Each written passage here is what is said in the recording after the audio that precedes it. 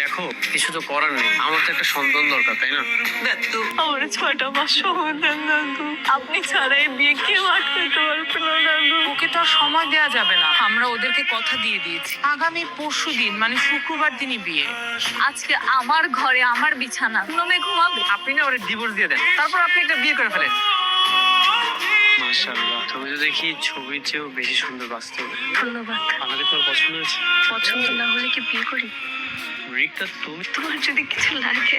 তুই নতুন বউকে বাসর ঘরে রেখে বাইরে কি করছিস পুরনো বউর সাথে? তুমি জানো না আজকে তোমার বর নতুন বউ নিয়ে বাসর করছে? আচ্ছা তুমি ওকে কেন বিরক্ত করছো? না না, তোমাকে ওখানে বসতে বলিনি, তুমি এখানে বসো, ওটা নতুন বৌমাকে দাও। কেন মা? আমি তো সবসময় এই চেয়ারে বসি। আমি এই চেয়ারে বসলে কি আপনার নতুন বউয়ের অসম্মান হবে?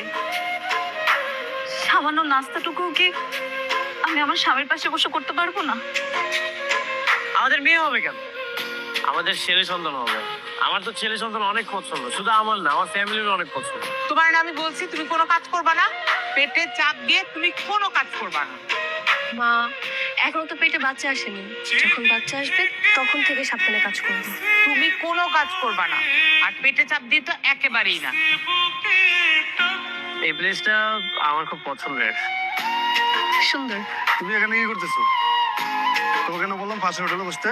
আর একটা বিয়ে করেছে। হ্যাঁ, দেখে তো তাই মনে হচ্ছে। ওই পরিবেশটা না সুন্দর ছিল না, এই পরিবেশটা সুন্দর, তাই ভাবলাম এখানে এসে একটু বসি। বেশি পণ্ডিত হয়ে গেছে না? আমার পরিবেশ চিনাও, কানে নিচে যখন ধরে দিব না তখন পরিবেশ পরিষ্কার হয়ে দেবো। চলো এখান থেকে। আপনার তো সন্তান দরকার, সন্তান না হলে তো আমাকে ডিভোর্স দিয়ে দেবেন। আপনার কাছে তো ভালোবাসার কোনো মূল্য নেই, সব মূল্য সন্তানের। নেগেটিভ বাবা। তুমি ঠিক মতো টেস্ট করেছো তো মা? জি মা, আমি তো ঠিক মতো টেস্ট করে নিয়ে আসলাম। মা আগেই বলেছিলাম, তো আশা করো না, একটু সময় দাও। 6 মাস হয়ে গেল, এখন কোনো পজিটিভ রেজাল্ট আসলো না। সুখবরটা কবে পাচ্ছি? নাকি পেটে আছে, খুব শীঘ্রই পাবো? এখনো হয়নি। যদি আমারও সন্তান না হয় তাহলে কি আপনার ছেলেকে আবার বিয়ে করাবেন আর আমাকে ডিভোর্স দিয়ে দিবে? তুমি কেন কথা বলছো? এখানে তো সবাই আছে।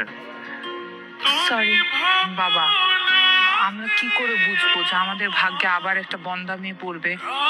আর আবিতের বাবা বললো চায়ের দোকানদারের মেয়ের সাথে বিয়ে দিলে লোকে হাসাহাসি করবে।